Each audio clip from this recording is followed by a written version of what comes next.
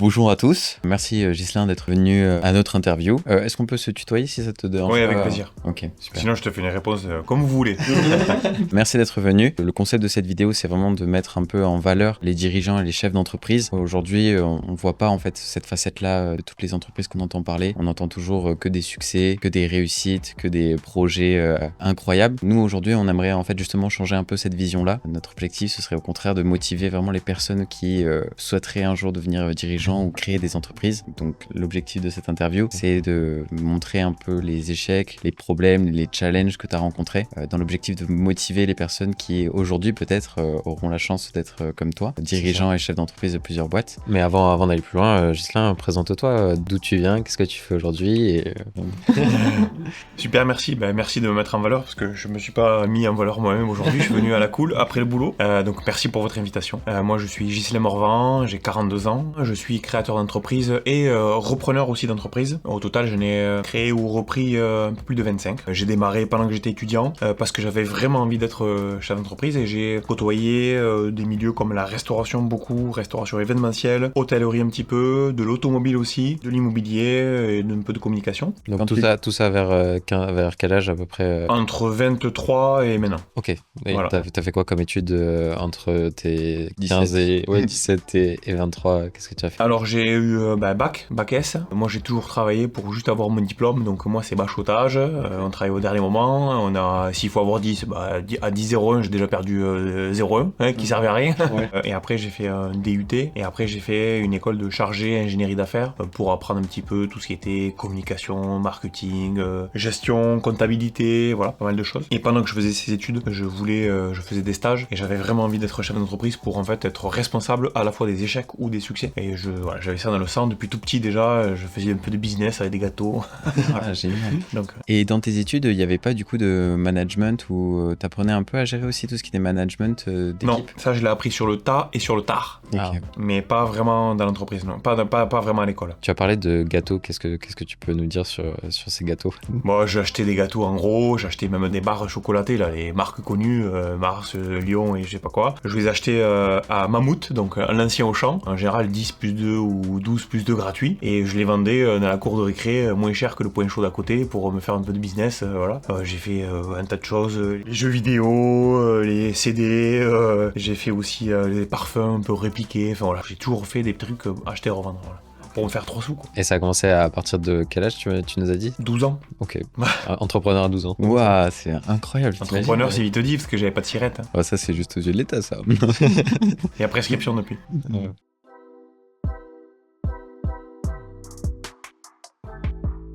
Comment tu as monté ta première entreprise? Qu'est-ce qui s'est passé? Est-ce que tu avais...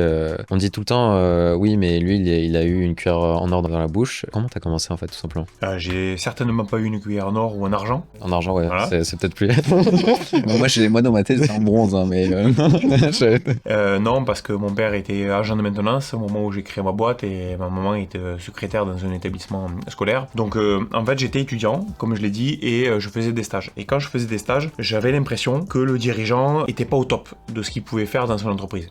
Et donc j'avais parfois envie de lui donner des conseils en étant stagiaire. Et puis chemin faisant... Très ambitieux. Ouais, présomptueux, arrogant peut-être, mais en tous les cas, j'avais l'impression qu'il y avait des choses qui collaient pas. Par exemple, il avait un groupe de travailleurs qui était hyper rentable et un autre groupe qui était pas rentable, et la moyenne de tout ça était un peu rentable. Et j'avais envie de dire, mais il faut couper la branche qui est pas rentable et changer de métier ou autre. Enfin, bon, j'avais pas le pouvoir évidemment de décider quoi que ce soit. Et puis, comme je le disais, quand j'étais gosse, j'avais vraiment le truc de faire du business, d'acheter, de revendre, voilà, de faire des trucs. De réfléchir bénéfice, quoi, de réfléchir rentabilité, quoi. Exactement. Chaque année d'études, j'avais envie déjà d'arrêter pour me lancer dans un truc. Mais à chaque fois, je me dis, il me manque un peu de bagage et tout ça, donc j'ai continué. Et la dernière année, quand j'avais 22 ans, je savais que c'était la fin, là, j'avais vraiment envie de quitter. Et je travaillais pour plusieurs traiteurs à Montpellier, et dont un en particulier. Et j'entends parler, j'ai un signal faible, à un moment, j'entends qu'il arrête la boîte. Il arrête. Et donc, je suis allé le voir et je lui ai dit, j'ai entendu que vous arrêtiez l'entreprise. Et puis, il me dit, dit oui, j'arrête.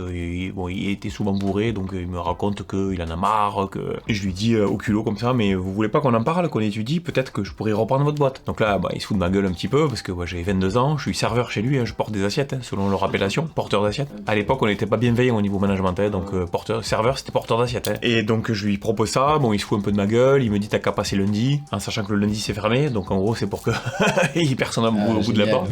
Tu passeras le 29 février à mon appartement. Voilà, exactement. Ouais. Alors, ou le 30. Le 30, toujours à côté.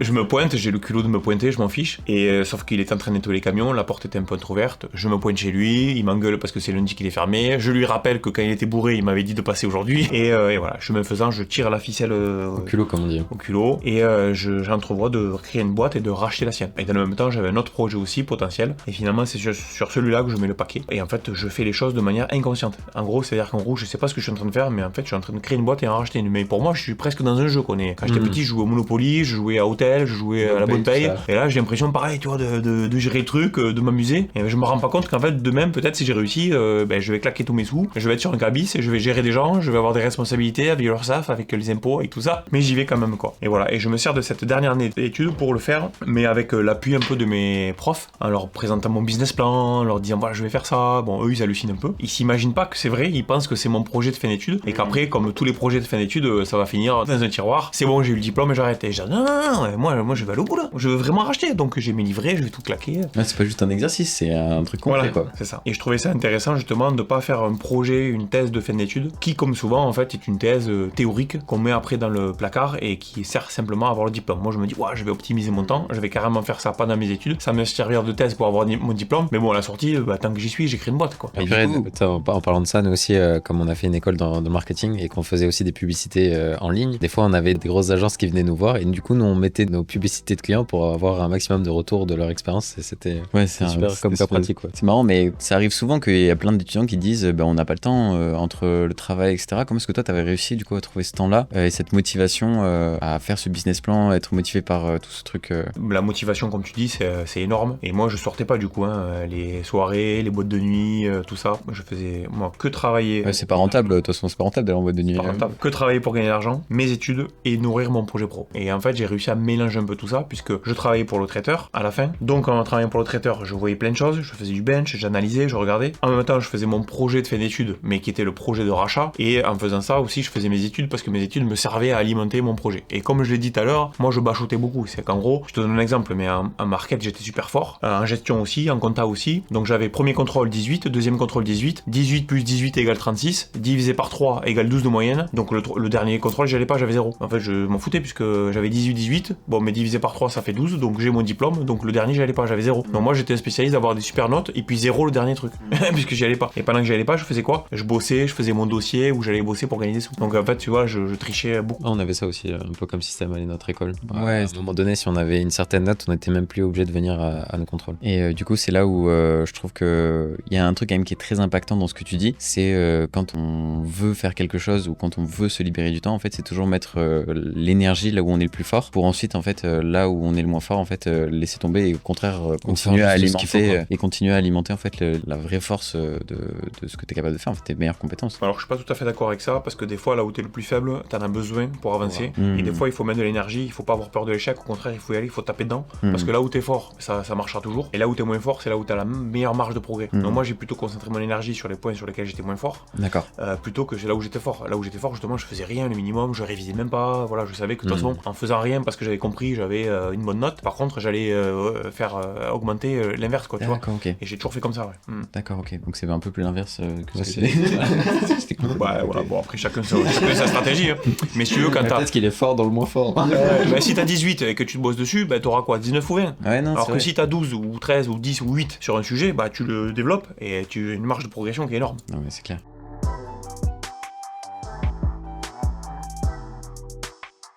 Par rapport à la restauration, comme tu l'avais dit, tu es allé au culot et du coup tu as réussi à reprendre cette entreprise. Comment ça s'est passé exactement? Est-ce que comment tu as réussi à passer de porteur assiette à dirigeant de cette boîte et que tu as pu... Et même aussi la levée de fonds, peut-être tu as dû faire une levée pour pouvoir racheter. Comment est-ce que tu as présenté après ton business à une banque à un petit jeune qui voulait devenir dirigeant déjà C'est un peu ambitieux.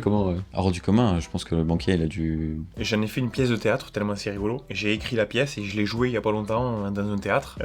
Tellement c'est hallucinant effectivement comment ça s'est passé et ça n'a pas été simple du tout. Au total ça a duré 1 an. On est parti de l'histoire que j'entends parler qu'il va arrêter son entreprise, donc je le chope et je lui dis moi pourquoi pas la racheter. De là s'enclenche un peu en forçant des discussions avec lui. Il y croit pas trop mais en même temps il se dit bon après tout sur malentendu si je vends ma boîte pourquoi pas. Sur un malentendu je reçois des sous donc au pire. Voilà, ouais, c'est donc, ça. Non mais c'est vrai mais bon. Donc il me laisse la possibilité de travailler dessus avec son expert comptable qui est super sympa, qui m'aide beaucoup. Et voilà, et je monte mon projet. Et le truc, c'est qu'effectivement, moi, c'est une petite boîte à l'époque, 3-4 salariés, 400 000 euros de chiffre d'affaires, voilà. Et effectivement, ce qui se passe, c'est que je continue à travailler en tant que serveur. Et en fait, les gens qui travaillent avec moi, c'est potentiellement demain mes employés. Donc, je vois beaucoup de choses. Et ça, c'est pas évident, parce qu'après, si je réussis mon coup, je suis leur patron. Et donc, toutes les conneries que j'ai vues qu'ils faisaient, notamment voler, je les gaulais. Voilà, parce que c'était énormément de voleurs dans ce métier. J'ai eu des grosses déceptions avec mes premiers employés qui volaient. Un mec, il allait acheter le pinard, tu vois, je te rends service, il allait acheter le vin, et avant de me ramener le vin dans mon caveau, il achetait 480 bouteilles,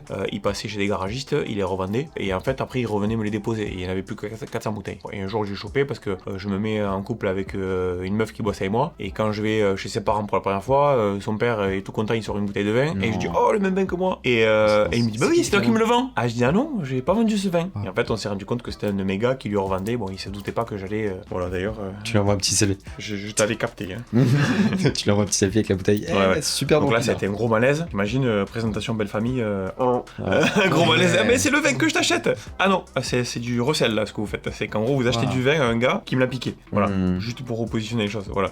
Mais ça va, ça t'a pas trop énervé de le découvrir parce qu'en fait, du coup, tu l'as découvert vraiment à ce moment-là. Bien sûr, j'étais très énervé. Déjà que le repas de famille, c'est déjà tendu. Oui. Donc si, ça m'a beaucoup énervé. Mais bon, c'est pour te dire, si tu veux, que voilà, le chemin il n'est pas tout rose. Donc voilà, je fais ce projet de rachat et une fois que j'ai passé le cap du vendeur et qu'il est ok, l'étape de création et l'étape de rachat. Comment je finance tout ça? Puisque racheter une boîte, c'est pas comme la créer. Créer la boîte, c'est à la mode aujourd'hui. On crée sa boîte, on va déposer les statuts, ça coûte rien, ou on met 100 euros, 1000 euros de capital. Moi, j'achète une boîte quand même sur laquelle il faut mettre 150 000 euros sur la table.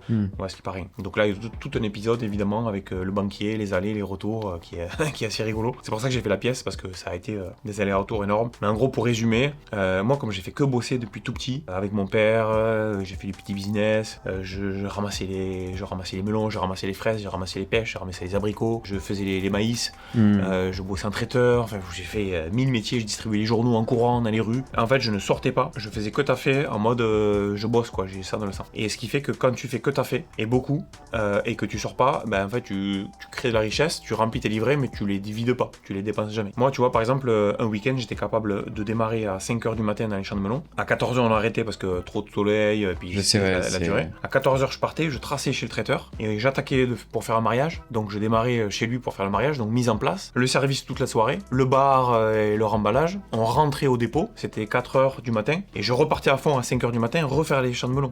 Tout ça sans dormir. Et le dimanche, quand il disait, bon, mais maintenant, la journée est terminée, qui veut rester au calibrage parce qu'on est dimanche et il avait pas ses employés, après avoir fait tout ça, moi je disais oui, moi. Donc en fait, je faisais 38 heures de travail d'affilée. Donc 38 heures fois l'auto horaire et compagnie, quand tu rentres, t'es claqué, tu dors. Donc tu mets tout ça sur tes livrets, t'as le temps de rien dépenser puisque je mangeais au traiteur, je mangeais au melon, enfin je mangeais sur place. Donc que des revenus, zéro dépense, que du boulot, à part un peu de carburant et la voiture. Et voilà. Et donc j'ai accumulé énormément d'argent, enfin énormément, en tout cas à cet âge-là, 75 000 euros. Et donc j'avais la capacité de payer au moins la moitié de l'affaire. Et donc mon objectif était de trouver l'autre moitié. Et donc avec le banquier, ça a été un peu chaud parce que je lui ai demandé de financer la totalité pour garder ma trésor. Il a pas voulu. Donc comme il a pas voulu, j'ai négocié un crédit vendeur. Un crédit vendeur, c'est un crédit que le vendeur de l'entreprise te fait. Donc en gros, je lui ai dit, je vous achète 150 000 euros, je vous négocie pas le prix. Par contre, ce que je veux, c'est payer en 3 fois. Je vous paye 75 000 euros tout de suite et je vous payerai un quart dans un an et un dernier quart dans 2 ans. En me disant que les 37 500 euros x 2 que je dois trouver, je les trouverai. En fait, c'était vraiment comme ça quoi.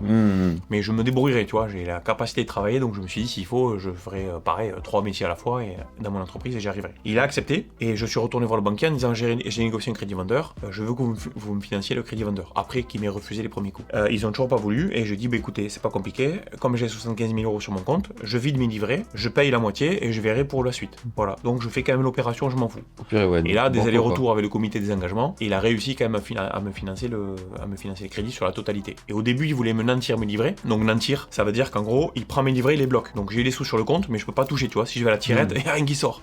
Ils sont bloqués à la banque. Donc en gros, je lui ai dit, mais vous rigolez, vous allez me prêter du coup de l'argent, mais bloquer mes livrets. Donc en gros, vous allez bloquer des sous qui rapportent 1,5 et me prêter à 4,5. Donc j'ai dit, non. Vous allez me prêter mes sous en fait.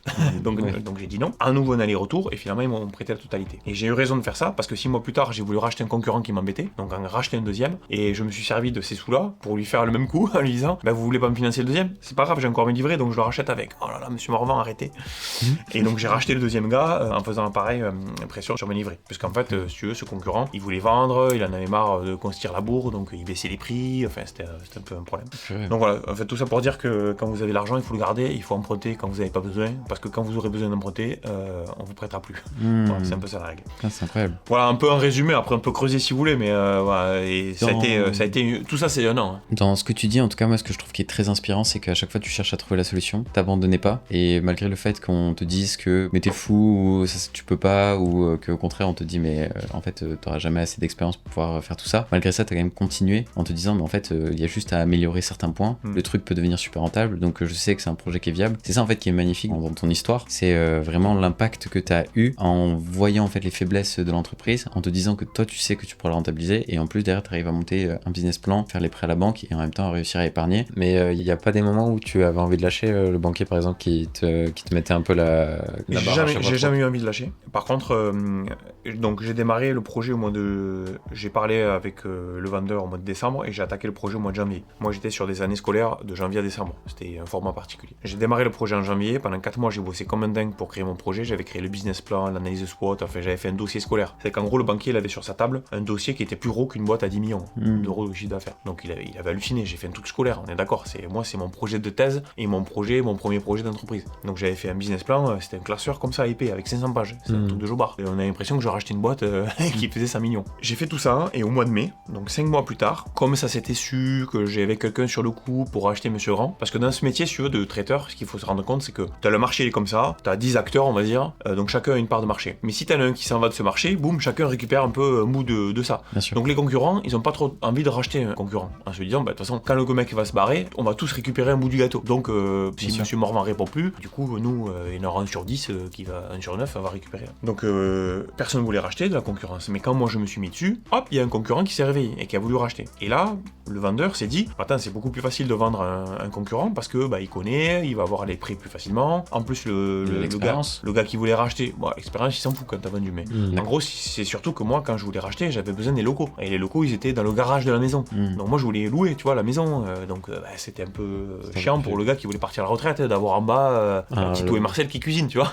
Donc il a dit, si je vends au concurrent, il se barre, il prend la cuisine avec lui, il se casse. Et donc c'est plus facile. Et donc il m'a dit, Gislain, tu comprends, désolé, je vais plutôt vendre à mon concurrent, c'est plus facile. Donc il m'a mis un stop. Et là j'étais au bout de ma vie parce que j'avais bossé comme un taré. Donc là t'as deux problèmes. Le premier c'est que bah déjà moralement t'es KO. Et deux, c'était mon projet de fin d'études que je voulais rendre concret. En fait je voulais être le seul à venir avec un projet en disant ouais voilà mon projet, ceci, cela. Au fait je le fais pour de vrai. C'est pas un faux truc. C'est pas juste un exercice. Donc j'avais les nerfs quoi. Surtout que ce projet là je l'avais mené après avoir eu une première idée qui était de révolutionner le monde des taxis. En fait moi j'avais pour idée de mettre un système de véhicules avec chauffeur, des véhicules moins chers et tout ça. Ce qui existe aujourd'hui qui cartonne. Et mon prof de système d'information m'avait dit ouais surtout pas, va pas là-dessus, c'est un marché réglementé, tu vas te casser les dents. Et en 2014 je lui ai envoyé un texto en disant au fait t'as vu, c'était pas un marché réglementé sur lequel on devait se casser les dents parce que là t'as des boîtes côté à milliards maintenant qu'il faut.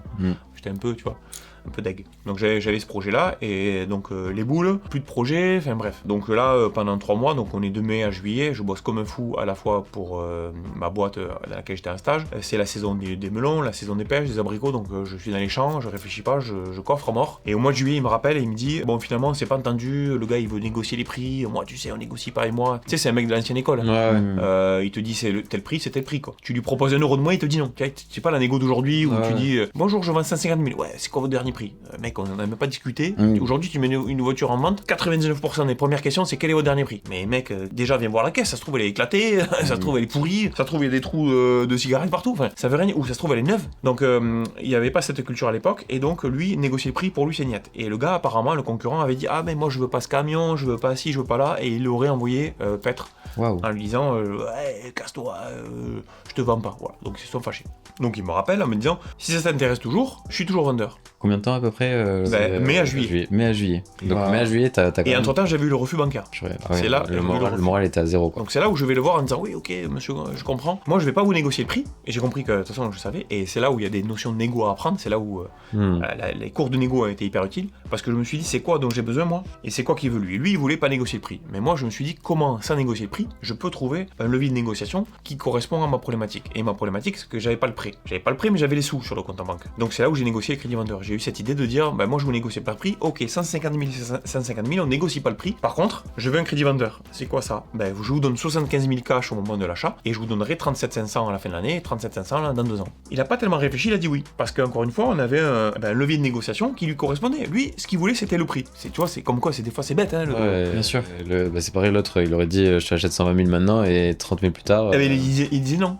Ouais, S'il avait dit ça, oui, voilà. Mais l'autre, il avait proposé 100 ou 120, un truc comme ça, 110, je crois. Donc il avait dit non. Donc il préférait avoir 75 tout de suite et potentiellement. Donc il m'a dit oui. Et donc c'est là où j'ai fait le retour à la banque en disant j'ai négocié un truc pour vous super, c'est qu'en gros le risque est maîtrisé puisque vous allez me prêter 75 et puis après on décale. Il m'a dit mais nous c'est pareil, ça nous fait un engagement à 150 000, on prête pas. Et donc c'est là où j'ai dit je monte tous mes livrets. Ah oui c'est vrai, vous avez tous ces livrets. Deuxième proposition, on vous prête mais on nanti. Là je lui ai dit niet. Et donc finalement j'ai eu le prix total. Donc en fait dans toutes ces étapes, et là on est en septembre, j'ai mon accord de prêt et là on peut dérouler. Entre temps il y avait le sujet de l'hygiène parce que j'étais dans un garage. Faut savoir que la réglementation en matière d'hygiène elle est un peu ridicule parce que en gros si je suis un vieux traiteur de 40 ans d'existence et que je travaille dans des locaux pourris, en fait je suis aux réglementations d'il y a 40 ans. On m'embête pas trop. En tout cas à l'époque c'était comme ça. Par contre je suis un nouveau traiteur, on me demande d'être aux nouvelles règles. Un peu comme le bâtiment, tu vois, c'est un peu ça. Ouais, c'est intéressant. Et donc on va m'embêter à moi parce que je vais pas aller chercher les 10% restants de la réglementation alors que t'en as ils sont au stade où ils sont même pas aux 10% premiers quoi, tu vois.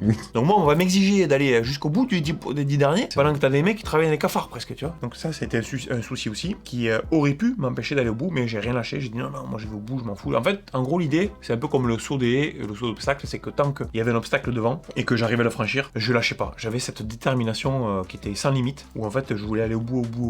Je parlais même pas de rentabilité, moi ce que je voulais c'était réussir le projet. En fait je m'en foutais presque de l'oseille qu'il y avait au bout. C'était pas ça qui m'animait. Moi ce qui m'animait c'est de dire c'est un truc de fou quand même. Je fais mes études, je crée ma boîte, j'en rachète une et en fait je pensais même pas au fait de gagner en fait oui tu crées une boîte pour gagner des ronds mais en fait j'ai fait mon business plan en mettant que ça allait gagner des ronds mais sans me dire que j'allais gagner des ronds. En fait c'est là où des fois quand je prends du recul je me dis mais en fait t'as fait ça pourquoi? C'est quoi qui te motivait? En fait moi ce qui me motivait c'est juste le délire quoi. C'est un truc de malade. Je vais faire un projet et je vais aller au bout quoi. 19 décembre je fais ma thèse, j'ai mon diplôme dans la foulée puisque tu présentes ton truc, le soir t'as le pot quasiment, on te dit c'est ok, voilà. Le 28 j'ai mon cabis, je suis patron. Et je suis resté quand même 9 jours sans emploi. 19 décembre mon diplôme, le 28 j'avais le cabis. Et à l'époque c'était fou hein. Bah ouais je me doute, à l'époque c'était fou.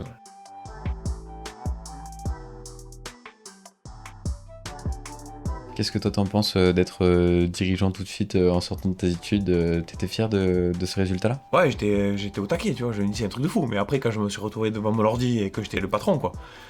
Ouais, je dis, maintenant, c'est quoi la prochaine étape? Ah ouais, maintenant, ça veut dire que maintenant, je dois encaisser les trucs, je dois faire la comptabilité, il faut faire la déclaration de la TVA, faut manager les gens, faut vendre des prestats. Ouais, il y a 5 personnes qui débarquent lundi, on fait comment? Ouais. Et il y a 20 ans, c'est pas les mariés qui venaient de voir, c'est les parents. J'allais dans des châteaux, faire des mariages de 400 personnes. En fait, on se rend pas compte, mais il y a une mutation en 20 ans du métier, même sur les 5-10 premières années. Mais en gros, je négociais avec madame de machin, dans des grosses demeures, on faisait des mariages de 400 personnes, et moi, ils me voyaient arriver, j'avais pas la barbe, les cheveux courts, j'avais pas de moustache, j'avais pas de poils sur enfin tu vois, j'avais 23 balais, j'étais gringalé, j'arrivais avec ma petite mallette en cuir, donc du coup j'ai changé ma voiture, j'ai acheté une Laguna noire avec des baguettes en chrome pour faire genre je suis un daron. Enfin tu te rends compte de la réalité quoi. Et les gens ils me regardaient comme ça, ils me disaient mais c'est quoi ce gamin? C'est un porteur d'assiette le gars, c'est un serveur. Et donc là tu dois te battre. Porteur d'assiette. Ouais. Mais du coup il est où monsieur machin, tu sais? Oui il est là-bas, j'avais négocié un accompagnement avec lui mais sauf que je le prenais jamais à jamais voir, parce que comme il croyait pas au projet, il me sabotait le truc. Donc j'y allais tout seul, oui, bien sûr, il est là, bien sûr, oui, bah il est là-haut, mais là il est un peu fatigué, tu vois. J'essayais de faire un guide pour quand même choper les dossiers, mais en faisant croire que le vieux il était là, alors que pas du tout, quoi. Tu parles beaucoup de tes interactions avec la banque, avec les gens, les clients, et un peu tous ces challenges que tu as reçus, mais en perso, comment ça se passait côté, à un moment, tu as mentionné ton père, à un moment, comment réagissaient en fait tes amis, les gens de l'école, ta famille? Comment réagit ton entourage vis-à-vis de ton idée de racheter cette boîte et de tout dépenser, entre guillemets, tout dépenser? Et il comprenait pas vraiment. Ma mère, je crois qu'elle a pas encore compris ce que je faisais, parce qu'elle est rigolote. Tu vois, elle va m'appeler par exemple le dimanche pour me dire on veut refaire la salle de bain, mais le plombier ça coûte un peu cher pour démolir. Viens dimanche démolir avec moi la salle de bain. Ça coûte 250 €. Mais maman, attends, je bosse comme un fou. Le dimanche, quand je le prends, déjà, je suis content. Je vais pas venir un dimanche mettre des coups de marteau dans ta salle de bain. Tiens, voilà 250 €. Elle est déconnectée, tu vois, c'est ça qui est rigolo, mais c'est même charmant. Parce qu'en fait, elle se rend pas compte que ça va, ça fait 20 ans que je suis à l'entreprise, tu gagnes un peu ta vie. Jamais tu détruis ta salle de bain toi-même pour 250 €, tu le fais faire. Enfin, tu vois, Et le dimanche, le seul truc que t'as envie de faire, c'est te caler un peu si tu peux, tu vois. Et encore, je traite toujours des mails. Et donc, tu vois, là, cette déconnexion avec la réalité, c'est mignon parce que. Et ça a toujours été ça. Elle y a jamais vraiment bien compris. Mon père, ça a été plus compliqué parce que lui, il a été chef d'entreprise quand il était jeune. Après les années Mitterrand et un peu tout ce qui est devenu les charges sociales, en fait, toute cette partie gestion dans les années 90, où en fait, il fallait vraiment commencer à être fort en gestion pour gagner ta vie. Tu pouvais pas juste être un artisan. Il a pas réussi à aller au bout et du coup, il a échoué. Il a dû plier sa boîte. Et c'est là où après, il a trouvé un poste de salarié à jeune maintenant. Ça a été un peu la descente aux enfers pour lui. Et de me voir moi à nouveau reprendre ce schéma de chef d'entreprise, mais plutôt être sur une pente ascendante et plutôt de réussite, je sais pas, ça lui a fait un truc et il y a eu une fracture entre nous, alors que pourtant... Tout allait bien avant ça et ça a créé un point de déliaison. Voilà, ça n'a pas été une super expérience là-dessus. Je l'ai plutôt mal vécu. Voilà, j'ai pas tellement eu de réaction, si tu veux, voilà, c'était pas super positif d'entrée de jeu, quoi. Nulle part. Ouais. Pas vraiment, non. Et même pire que ça, et j'ai même été arnaqué par quelqu'un de mon entourage, puisque le père de ma copine est gagné correctement sa vie. Et un jour, je me rends compte que, en fait, il y avait une loi à l'époque que quand tu mettais de l'argent dans le capital, tu pouvais défalquer 25% de tes impôts, cash. Donc tu mettais 10 000 € quelque part, tu gagnais 2500 € d'impôts. Et alors que j'avais pas besoin de 10 000 €, je lui ai proposé de mettre 10 000 balles dans ma boîte. En lui disant, tu mets 10 000 au capital, tu vas gagner 2005, je sais pas pourquoi, tu vois. Et un peu l'idée aussi de pas le faire tout seul, de partager. Et après, je dis, après la période, je te rends les 10 000 balles, enfin voilà, mais naïf complet, truc à la con, quoi, ce que je lui propose, c'est n'importe quoi. Et évidemment, la copine de quand t'es tout jeune, au bout d'un moment ça se finit, et donc je lui dis, écoutez, au moins réglo, je vous rends vos 10 000 et tout. Et il me dit, non, mais tu me rends pas 10 000, on va faire une cotation de la boîte et tu vas m'en racheter des parts. Et je dis, mais non, on a négocié 10 000, vous m'avez prêté 10 000, non, j'ai pas prêté 10 000, j'ai investi 10 000 € dans ta boîte. Maintenant, je veux le rachat. Mais je dis, mais ça fait que quelques mois à peine. Ah oui, mais donc en fait, en quelques mois, j'ai pris 10 000, et quelques mois plus tard, j'ai dû redonner 40 000. Donc juridiquement, il avait raison, encore j'aurais pu dire non et le garder à 10 points. Sûr. Mais moralement, nul. Zéro valeur le gars. Non mais zéro valeur le gars. Une ordure. Ah mais c'est horrible. Donc j'ai racheté pour m'en débarrasser, mais ça m'a servi de leçon. Ne jamais faire rentrer des gens dans ton business pour rendre service ou quoi que ce soit. Il faut qu'il y ait un vrai intérêt. Soit parce que vraiment tu as besoin d'argent, soit parce que tu as besoin d'une compétence. Il faut vraiment avoir un intérêt pour l'entreprise, un intérêt business, pas l'intérêt personnel de vouloir, voilà. Faut pas que ce soit l'argent tout seul. Ouais, de toute façon, quand il y a de l'émotion ou que tu cherches juste à être gentil ou à rendre service, généralement c'est toujours... Avec les gens vicieux, c'est pas terrible. Après, tu pouvais pas le savoir d'entrée de jeu.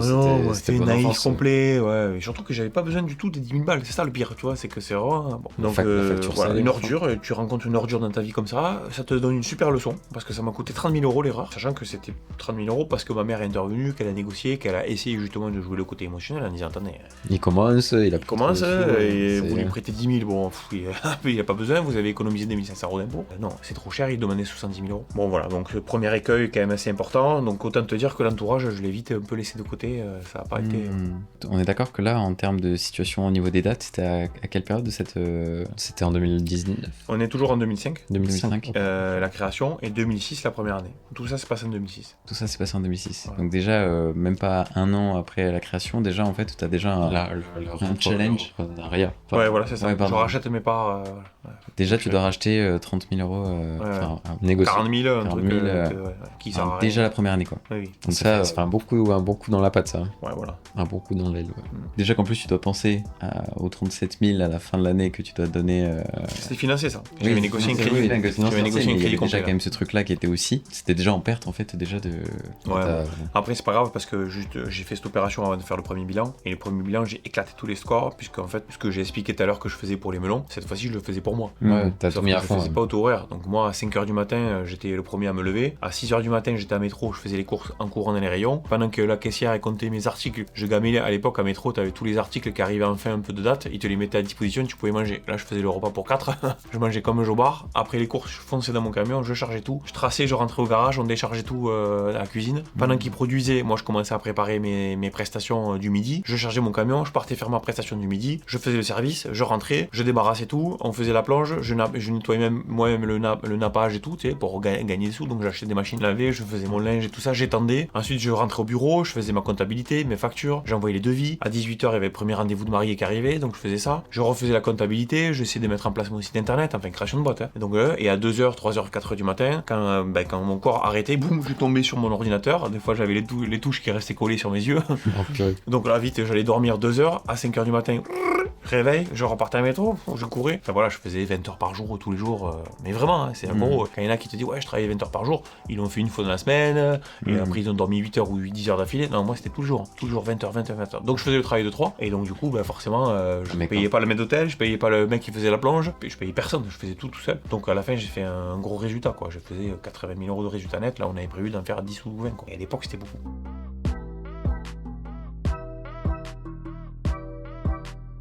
Là, du coup, pour toutes les personnes qui sont en train de regarder éventuellement cette interview, t'es peut-être en train de les démotiver. Déjà, on rencontre plein de problèmes, et en plus, il faut travailler 20 heures par jour. Qu'est-ce que tu pourrais leur dire qui pourrait leur donner envie de traverser toutes ces épreuves pour arriver là où tu en es? Aujourd'hui, l'entrepreneuriat, elle a vachement évolué. Tu rachètes pas une boîte comme j'ai racheté. Je vois personne sortir de l'école et dire ouais, je rachète la boîte, tout ça. Moi, j'ai racheté une boîte, c'est différent. Ça veut dire que je suis rentré dans un système, chef d'entreprise. Déjà, je suis employeur. Déjà, j'ai des gens, j'ai des crédits, j'ai des factures, j'ai des clients, j'ai un seuil de rentabilité à atteindre. Tu vois, c'est quand même pas le même schéma. Pour autant, si un gars le fait, fais-le. Mais nous, à l'époque, on n'avait pas toutes les chaînes d'information qu'il y a maintenant, pas les réseaux sociaux. Aujourd'hui, tu vas sur YouTube ou sur Google, tu tapes comment faire ceci ou cela. Franchement, t'as plein d'informations. Nous, on n'avait pas tout ça, quoi. Il n'y avait pas comment gérer mon salarié, genre il est venu en retard ce matin, que faire? Surtout, faites pas ceci, faites cela. Il n'y avait pas tout ça, tu vois. Aujourd'hui, t'es quand même beaucoup plus aidé. Donc, les réponses à tes problématiques, tu les as beaucoup plus aujourd'hui qu'avant. On a quand même changé d'époque. Voilà. Et je crois pas qu'une banque aujourd'hui prête à un étudiant. déjà à l'époque c'était très chaud, donc aujourd'hui on est épargné de ce risque-là. En fait les banques prêtent plus trop. Donc en gros tu sous-entends que en s'informant plus, en étant un peu plus aidé en fait, on pourrait peut-être mieux optimiser en fait la création ou la reprise d'entreprise.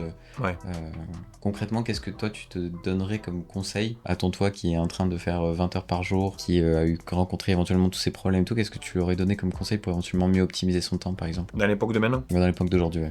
De toujours bosser fort, parce que voilà, mais de compter son temps de travail quand même, c'est en gros de considérer ce qu'on fait. C'est que moi, ma force a toujours été quand même de dire, même si je fais la vaisselle, même si je fais le service, et même si je fais le commercial ou je sais pas quoi, en fait tout ça je l'intègre quand même dans mon prix. Et l'erreur que font énormément de créateurs d'entreprises, et notamment des gens qui sont même dans mon métier, et du coup je vois l'issue à la fin, c'est que ça finit par couler très souvent, c'est que comme il existe un truc en France qui s'appelle l'aide au retour à l'emploi ou l'ACRE, et que du coup tu continues à toucher le chômage alors que tu as créé ta boîte, les gens ne se considèrent pas. Ils considèrent pas leur temps de travail comme un temps effectif. Et donc, ils se mettent en dessous du prix marché. En se disant, je suis plus malin que les autres, je vais me mettre moins cher que Bobby là. Je vais faire mieux, parce qu'il a envie de faire mieux et gagner des parts de marché. Comme il est plus petit que nous, il va acheter plus cher la marchandise. Moi, je mets au défi un mec qui se crée d'acheter mieux la bouffe que moi. C'est pas possible. Donc, il va acheter plus cher. Il aura pas les moyens, forcément, d'emprunter ou d'acheter les camions comme moi je négocie les camions. Donc, il va louer à un loueur ou il va faire des crédits beaux à des tarifs supplémentaires. Je suis en train de dire qu'il va acheter tout plus cher, il va vendre moins cher. Et donc, l'équation là-dessus, c'est de pas se compter son temps de travail. Et le problème, c'est qu'une fois que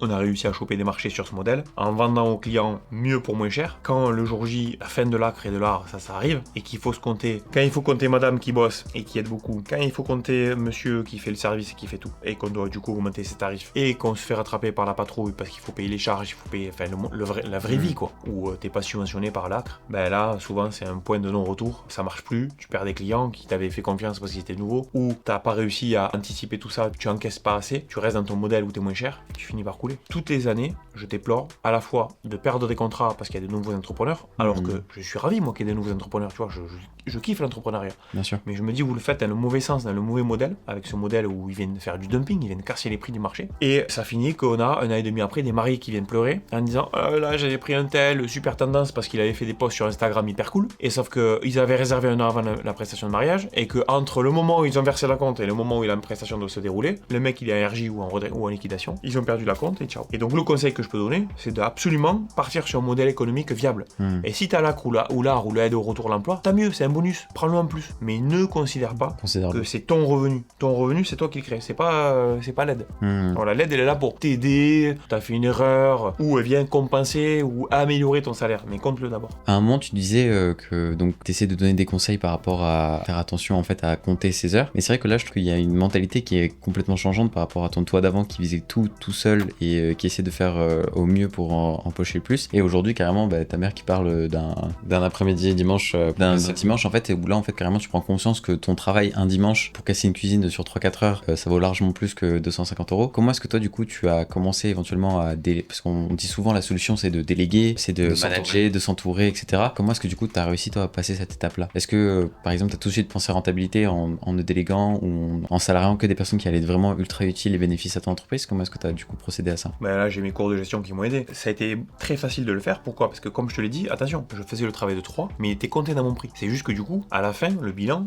quand je tirais le résultat net, au lieu d'avoir genre 3 salaires, un pour moi et 2 pour 2 tierces personnes, en fait les 2 salaires que j'avais économisés c'était en bas de bilan. C'est la différence de compter son temps ou de pas le compter. C'est que moi, dans mon prix, il y avait bien la vacation en tant que maître d'hôtel quand je faisais le zozo là pour faire le service, il y avait le temps pour acheter la marchandise, il y avait le temps pour faire la comptabilité, tout ce que je faisais, c'était temporisé mais facturé dans mon prix, c'était un modèle viable. Ce qui fait que le jour où je dois dormir, parce qu'effectivement tu peux pas travailler 20 heures par jour pendant des années, à un moment ça marche plus, ton corps il suit plus. Donc tu dois déléguer et embaucher quelqu'un, j'ai le budget, puisque quand je gagnais, mon résultat net était trop gros, enfin était plus gros parce que j'avais pas ce salaire là, je dis je convertis mon résultat net en une embauche. Et donc tu l'as fait à l'inverse quoi, tu n'as pas dit je vais prendre quelqu'un et faire une rentabilité dessus, c'est d'abord je me paye moi, je le fais et après je paierai quelqu'un pour le faire. Moi j'ai fait comme ça parce que j'avais cette capacité de travail et que j'étais passionné, ça m'éclatait. Mais c'était aussi pour assurer les coûts. La première année je savais pas trop où j'allais, je naviguais un peu à l'aveugle, on m'avait promis que j'allais perdre mes contrats. Faut savoir que moi quand j'ai créé ma boîte, tout le monde avait pas fait des paris sur le temps que j'allais durer. En gros, au bout de combien de temps j'allais couler. Et le mec qui a pris le plus gros risque sur moi, c'est 1 an. Donc le mec qui croyait le plus en moi, il pensait que j'allais couler au bout d'1 an. Je sais pas si tu te rends compte, ça veut dire qu'en gros tu crées ta boîte et le mec qui croit le plus en toi,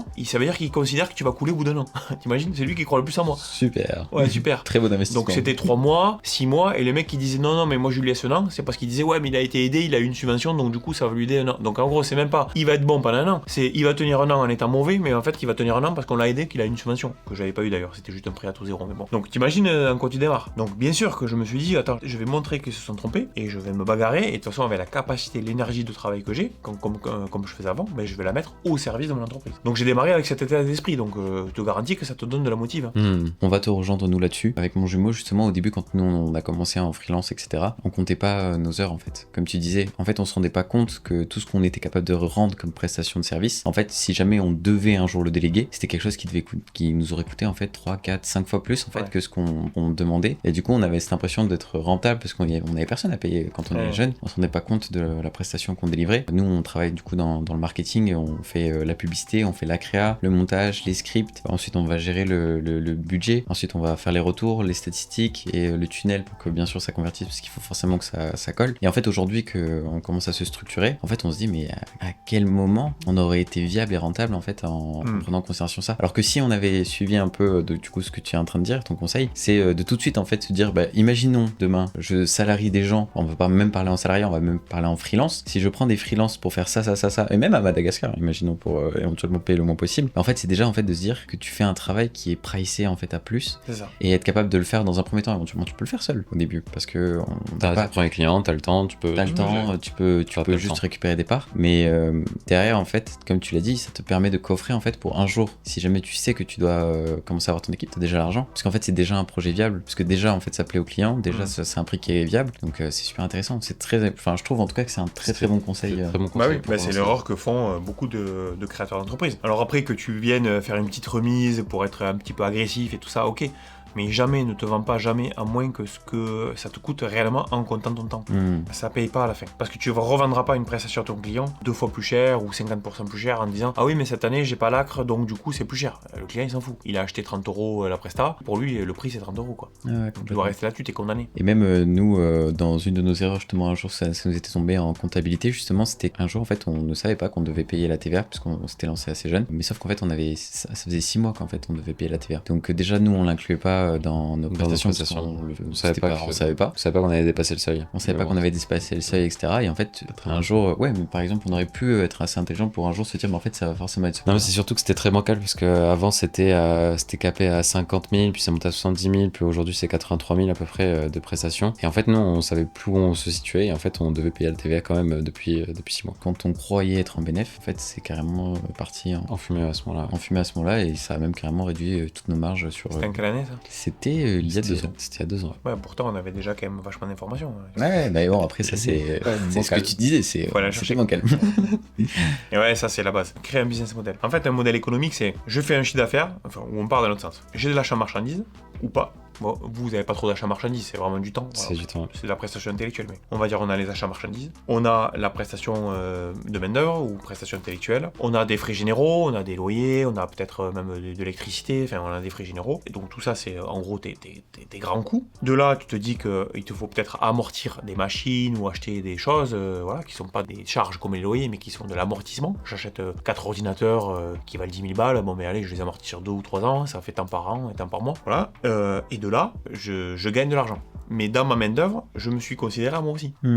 Tu vois, c'est pas j'ai la main-d'œuvre externe et je me considère pas et moi je prends que le bas. Non, on se met là-haut et à la fin on doit avoir une marge. C'est ça la rentabilité. La rentabilité, c'est pas de pas se compter là et de se compter en bas. Non, ça c'est pas la rentabilité. Tu te payes que t'es rentable. Et oui, te payer c'est normal. Ça fait partie des coûts de main-d'œuvre parce que tu es de la main-d'œuvre. Et la rentabilité, c'est que en payant ta marchandise, en te payant toi, en payant tes salariés, en payant tes frais généraux et en amortissant le matériel, t'as vendu à un prix, donc au chiffre d'affaires, t'as vendu à un prix qui est supérieur à tout ça, qui fait que là t'as de la marge et donc t'es rentable et donc t'as un bénéfice. Qu'après tu t'en sers pour réinvestir, embaucher peut-être quelqu'un d'autre sur lequel tu sais qu'au début il faudra mettre 3 ou 6 mois de salaire avant qu'il soit vraiment rentable, par exemple au commercial. Tu vas pouvoir distribuer des cadeaux à tes salariés pour les remercier, donner une prime, chèque cadeau, événementiel, je sais pas, voilà, redistribuer ou des primes ou autre.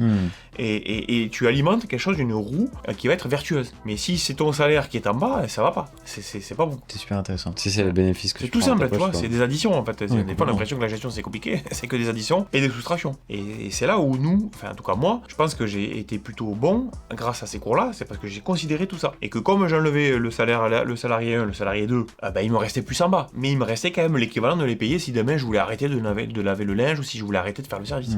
Donc après, quand j'ai voulu développer...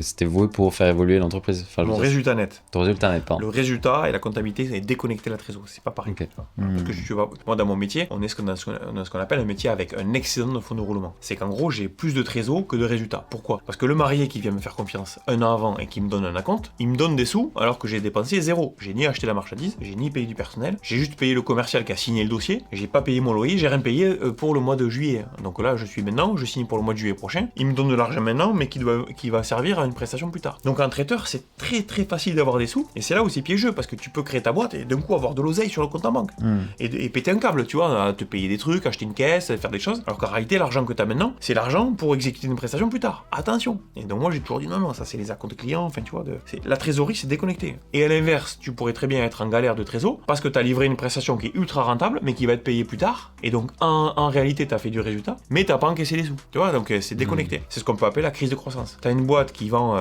une bouteille d'eau. Tu vois, elle achète 1 euro, elle la revend 2 euros. Business model de fou, elle gagne 1 euro. Bon, sauf qu'elle achète la bouteille maintenant et elle encaisse dans 3 mois. Qu'est-ce qui se passe entre les deux si elle en vend 1 million? Il va lui manquer la marge pendant 3 mois. Donc elle va plus avoir d'oseille, elle pourra plus acheter les bouteilles pour les revendre. Donc il va lui manquer de l'argent. Pourtant son business model il est viable de fou. À l'inverse, la boîte elle achète une bouteille d'eau à 1 euro et elle la vend 50 centimes. Sauf elle encaisse les 50 centimes avant. Donc elle peut vendre 1 million de bouteilles, elle va encaisser 500 000 euros, donc elle aura 500 000 euros sur le compte en banque. Mais quand il faudra payer 1 million d'euros pour acheter les bouteilles, il va lui manquer moins 500. Donc tu peux te retrouver dans un cas à avoir 500 000 euros trésor, mais en fait tu vas devoir 1 million bientôt, donc t'as des sous, mais t'es pas du tout rentable. Comme à l'inverse, être sur un modèle hyper rentable où tu dois acheter 1 million d'euros pour en gagner 2, donc tu vas gagner 1 million, c'est super cool, sauf que tu dois dépenser 1 million. Et t'as pas les sous, donc t'es à moins 1 million sur ton compte. Tu vois la différence? En fait, tout ça c'est des règles. C'est ça qui est super intelligent en fait, c'est que toi en fait tu t'en fous de l'argent que t'as sur ton compte en banque, tu t'en fous de ce qui est payé, ce qui est pas payé. En fait c'est juste t'as ton tableau, voilà. qu'est-ce qui est dû, qu'est-ce qui est pas dû, qu'est-ce qui est réellement dans la trésor, qu'est-ce qui comptera réellement. Et c'est super intéressant parce que je pense que très peu de personnes et je pense que c'est justement la plupart des personnes que je connais, c'est le bénéfice moins les frais, c'est mon salaire, quoi. Alors, ça existe dans certains modèles, notamment la prestation intellectuelle, ou comme les micro-entreprises. Ouais. C'est la mode des solopreneurs. Mais les solopreneurs, c'est un mode de gestion qui n'est pas du tout le même qu'une entreprise où tu as des achats, de la transformation, de l'électricité, etc. Parce qu'en fait, effectivement, tu vends ta prestation à 1000 balles, tu sais que toi, t'aimerais qu'il t'en reste 700, et tu te rends compte que ton abonnement, ton truc, ton logiciel, ça coûte 300 euros, parfait, t'as un modèle. Et donc, tu rentres tes 1000 euros, tu dépenses tes 300 euros de frais, ou ton loyer, ou je sais pas quoi, et il te reste 700. Tu vois, ça marche sur une micro-économie. Mais dès que tu commences à rentrer dans un schéma où tu as des salariés, des trucs à payer, des délais d'encaissement et tout ça, ça marche plus du tout, hein. C'est une limite, quoi. D'accord.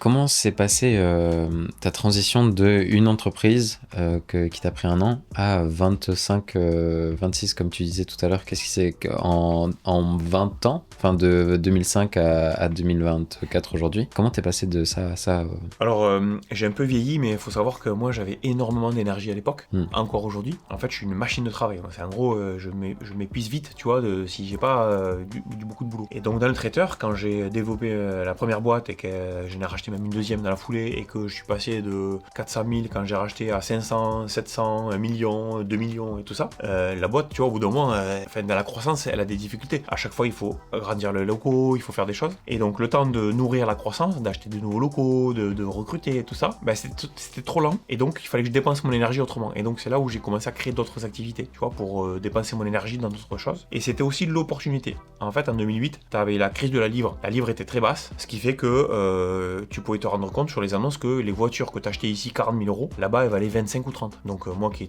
aimais bien un peu les voitures, je me rendais compte que les petites voitures anglaises coûtaient 15 000 euros moins cher là-bas que ici. Seul problème, le volant est à droite. Donc en fait j'ai dit, si j'arrive à trouver une solution pour prendre le volant à droite et le mettre à gauche, c'est un truc de fou, je peux gagner 2-3 000 euros. Et donc j'ai créé une boîte pour faire ça, donc j'ai importé des voitures d'Angleterre, des petites voitures simples, et j'ai acheté tout ce qu'il fallait, les crémaillères, les tableaux de bord et tout, pour changer le volant de côté. Et donc j'ai acheté la voiture 15 000 à 10 000 euros de moins, en lot. Je convertissais, ça me coûtait 5 000 euros, et je revendais un peu moins cher que le prix marché parce que j'avais une voiture anglaise convertie, c'était pas la même valeur qu'une vraie voiture française, donc voilà, je me mettais au prix marché, et donc je gagnais 5 000 euros par voiture. Et j'en ai fait une, puis deux, puis trois, puis j'ai acheté par wagon. J'appelais des potes en disant, ouais, tu veux pas monter en Angleterre, voyage gratuit, on redescend avec des petites voitures, et les mecs venaient, tu vois, pour faire ce business-là. Et donc j'en ai fait une bonne cinquantaine jusqu'à ce que la livre remonte et que le business s'écrase, en fait, tu vois. Donc c'est un business opportuniste. Donc en fait, en gros, j'ai répondu simplement à une opportunité, à la fois passion, à la fois un peu, ah ouais, il y a ça à faire, et ça s'est arrêté. Encore une fois, ça a duré 2-3 ans. Encore une fois, tu pensais rentabilité. C'est ça en fait qui est incroyable Là, pour le coup, oui. Pendant ta manière de réfléchir, c'est qu'en fait, constamment dans tes choix et dans tes prises de solutions et prises d'engagement, il y a toujours en fait une rentabilité qui est déjà en fait réfléchie. Le business plan, il est déjà fait. C'est pas la rentabilité, c'est le business plan, il est déjà très clair. Ouais, exactement. Donc j'ai créé ça. Après, je me suis rendu compte que les clients, ils avaient des besoins. C'est qu'en gros, ces voitures-là, ils voulaient s'en servir pour avoir un usage un peu plus sportif. Donc il fallait les préparer. Donc je leur vendais les amortisseurs, je leur faisais changer les freins, je mettais des durites plus solides. Enfin bref, après j'ai créé un atelier pour les préparer. Enfin tu vois, c'est un peu ah tu veux ça, ok, je le fais. Bon voilà, c'est un peu le client qui m'a toujours fait avancer. Voilà, après j'ai créé dans l'immobilier aussi, parce que je me suis rendu compte que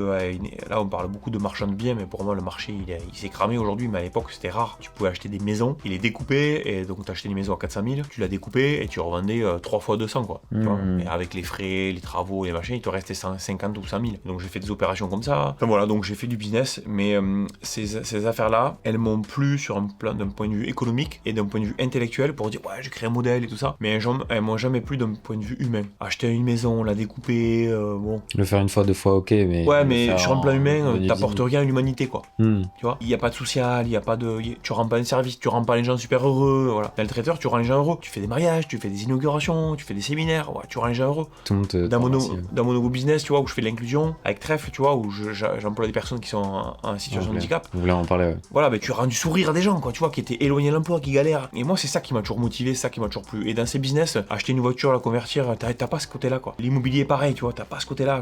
Tu vois, les mecs, ils essaient de dire oui, on a une entreprise humaine et tout. En vrai, pas trop, quoi, tu vois.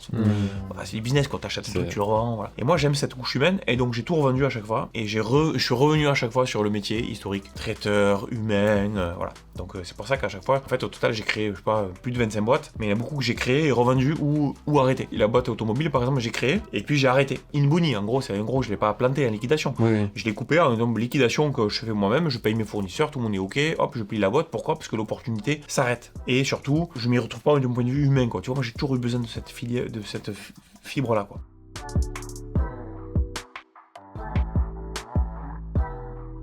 Donc là, officiellement, combien tu gères aujourd'hui d'entreprises à ton actif? Je crois 18. Il faudrait que je compte. je m'en fous en Oui, fait du nombre. bien sûr, bien sûr. Je fais ce qui est utile, mais je crois 16 ou 18. Ouais. Principalement du coup dans le côté traiteur et du coup humain comme tu dis, Ouais. ou il y en a quelques-unes un peu... Événementiel, production, événementiel, communication un petit peu aussi, parce qu'à un moment j'étais très très gourmand en communication et donc j'ai créé ma propre filiale pour faire ça. Voilà, c'est principalement ça effectivement. Ouais. Et du coup, qu'est-ce que dans tes valeurs, qu'est-ce que à chaque fois tu implémentes dans chacune de tes entreprises? Quelles sont les valeurs phares qui toi te drive et que tu as envie de montrer au monde Qui fait que tu as de l'énergie aussi, que tu t'y investis à chaque fois 100%. Bah moi je regarde les choses sur 3 angles. Si je crée un nouveau business aujourd'hui, maintenant il faut que premièrement j'ai un impact et plutôt social. Au début je voulais faire de l'impact écologique. Je trouve ça hyper intéressant et nécessaire tu vois, de travailler là-dessus. Sauf que moi je sais pas vous l'avez compris mais moi j'ai besoin de mesurabilité et j'ai besoin de le voir tout de suite. Je sais pas, je suis hyper impatient. L'écologie et le climat faut s'en occuper. Sauf qu'en réalité si demain je fais une boîte genre qui avant dépensait du CO2 et demain n'en dépense plus, n'en produit plus, c'est pas pour ça, et donc je lutte contre le réchauffement climatique, c'est pas pour ça que le lendemain je vais dire oh putain il fait plus frais aujourd'hui, donc j'ai réussi mon coup, tu vois. Il faut le faire, attention, je dis pas que je suis climato-sceptique ou quoi, il faut le faire. En tout cas je veux croire qu'il faut le faire, parce que j'y connais rien en vrai, donc je veux bien croire à les spécialistes qui nous disent qu'il faut le faire. Mais en vrai c'est pas mesurable. Je travaille pour lutter contre le réchauffement climatique, mais pour autant j'ai pas plus froid. Et par contre dans le social... quand même aux infos que c'est quand même la galère. Enfin je veux dire... Oui, après je suis pas expert, donc tu vois, voilà, je sais pas. Voilà, oui, apparemment. Bon. Par contre, dans le social, ce qui est magnifique, c'est que tu travailles avec une personne handicapée ou une personne même éloignée de l'emploi ou tu donnes une opportunité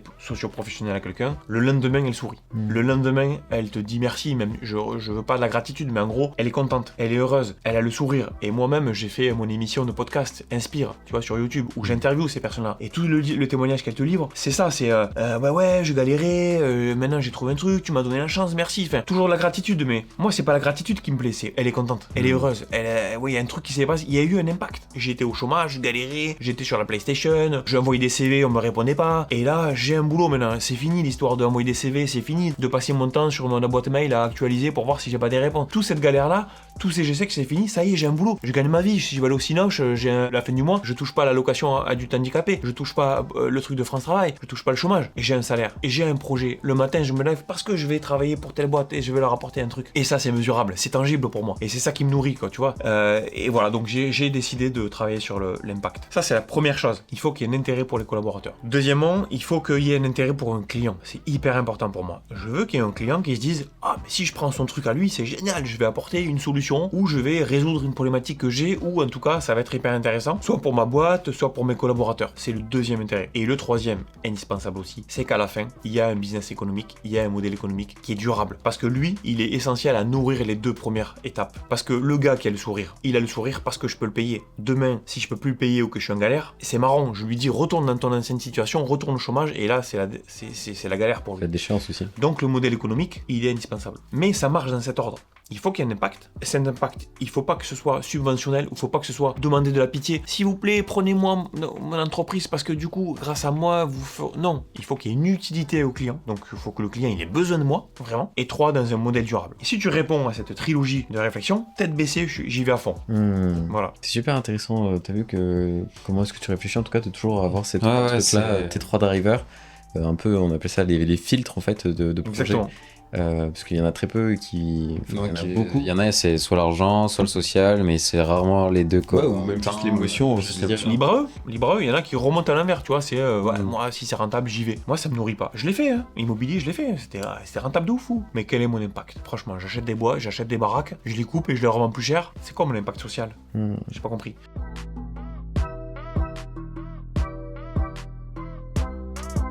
Du coup, Ghislain aussi, on voit quand même que tu es vachement présent sur les réseaux sociaux. D'ailleurs, je suis très très fan de tout ce que tu partages. Merci. Quel est l'impact des réseaux sociaux au travers de ton parcours? Quand est-ce que tu as commencé? Est-ce que ça impacte aujourd'hui tes créations d'entreprise? Est-ce que ça impacte le chiffre d'affaires des entreprises? Et aussi, on voit que tu parles beaucoup de management. Qu'est-ce que tu pourrais nous dire sur ça à ce niveau-là? Sur mes réseaux, je parle de 3 choses. Management, recrutement et inclusion. En fait, quand j'ai créé mon dernier projet professionnel, donc Trèfle, qui est une entreprise entreprise adaptée. Donc entreprise adaptée, ça signifie que je suis engagé avec les services de l'État à recruter au moins 55% des personnes qui sont en situation de handicap. C'est incroyable en tout cas. C'est pas une société à mission où je marque qu'il faut le faire, mais bon voilà, si je le fais, puis si je peux je le fais, si je peux pas trop, si je veux en faire 10, mais si j'arrive pas à 10, j'en fais que 3, ça suffit. Non, là j'ai un contrat, un agrément, un engagement avec les services de l'État qui me fait confiance pour gérer une entreprise où je dois recruter 55% de personnes handicapées et où en plus je dois créer un accompagnement socio-professionnel pour les accompagner au quotidien dans leur travail et faire en sorte qu'elles y trouvent de l'intérêt, mais surtout qu'elles puissent réussir dans ce parcours-là et voire même qu'à la fin je puisse les accompagner vers le milieu ordinaire. En gros, l'entreprise adaptée, elle se situe entre le monde protégé où il y a des maisons, les ESAT qui n'ont que des personnes handicapées dans des contrats avec l'État pour leur donner une activité, et t'as le monde ordinaire qui sont les entreprises classiques. Moi je me situe au milieu, donc je peux prendre des personnes des ESAT, des établissements protégés, les prendre chez moi et après je peux aussi leur dire vas-y maintenant t'es prêt, va dans le monde ordinaire. C'est vraiment un engagement qui est très fort, qui va au-delà de tous les labels, tous les agréments, toutes les chartes. Moi c'est vraiment très fort. J'insiste beaucoup là-dessus parce que c'est pas du greenwashing, c'est pas c'est pas du bling bling social. C'est hyper fort comme engagement. Et quand j'ai décidé de faire ça, en fait mon projet il va au-delà de ça. Mon engagement dans l'inclusion et dans le handicap il remonte à plusieurs années. Et mon engagement c'était, comme j'avais cette fibre sociale, c'était de travailler et d'œuvrer pour sensibiliser sur le handicap et faire en sorte qu'il y ait plus d'emplois. Aujourd'hui les personnes handicapées souffrent de discrimination. C'est une des premières causes de discrimination en France. Sont 2 fois plus touchées par le chômage que les personnes du monde ordinaire. Et donc mon combat depuis plusieurs années, avant de créer ça, c'était de trouver des solutions pour sensibiliser et y arriver. J'ai pas vraiment réussi à cause du Covid, à cause de plein de choses et à cause aussi peut-être des entreprises qui n'ont pas compris encore le modèle et tout ça. Bien sûr. Et comme j'ai pas réussi, j'ai changé de paradigme et j'ai dit attends, je vais créer une boîte, je vais créer l'emploi et de là je vais sensibiliser. Et donc, j'en viens à votre question, j'ai créé toute une campagne autour de l'inclusion, du management. Donc c'est comme ça que tu as commencé en fait sur les réseaux sociaux. J'ai commencé en même temps que Trèfle, en même temps que mon entreprise adaptée. Entreprise adaptée, je crée l'emploi et je me sers des réseaux sociaux pour communiquer sur le sujet, sur tous les volets, pour sensibiliser et donner de la voix, donner de la visibilité à l'invisibilité, puisque le handicap, ce n'est pas, c'est le fauteuil roulant, c'est la mobilité réduite, mais ce n'est pas que ça, il y a plein de choses. Et donc, je nourris ces 2 projets en même temps, en parallèle. C'est magnifique, en tout cas, bravo pour ce que tu as réussi à faire. C'est magnifique, tu dois vraiment redonner le sourire à ces personnes, et même aux personnes qui doivent venir à ces restaurants, ils doivent être trop contents d'être avec tout le monde, en fait. Ça doit être trop génial, ça doit être un très beau... Non, mais un vrai projet. Et donc, je crée ça, mon business, et en même temps, je communique. Donc, c'est pour ça que vous voyez depuis peu que ça explose dans tous les sens, parce que je communique sur ce sujet, mais aussi je me sers de mon expérience des 20 dernières années, où j'en ai fait des cagades, où j'en ai tiré des leçons. Alors cagades dans le sud, ça veut dire des bêtises. Je précise. Nous on l'avait... vous l'aviez, mais pas tous. Comme vous allez faire des millions de vues partout en France. Bien sûr. Donc comme j'en ai fait des bêtises, comme j'en ai fait des erreurs, et que j'en ai tiré des leçons, j'ai créé un format simple, impactant, de punchline pour expliquer, alors surtout sur LinkedIn, sur Instagram, et là depuis peu sur YouTube, d'expliquer voilà, un peu des règles managériales de recrutement et d'inclusion. Voilà, c'est pour ça que depuis peu on voit qu'est-ce qui se passe, c'est quoi qui l'excite à lui.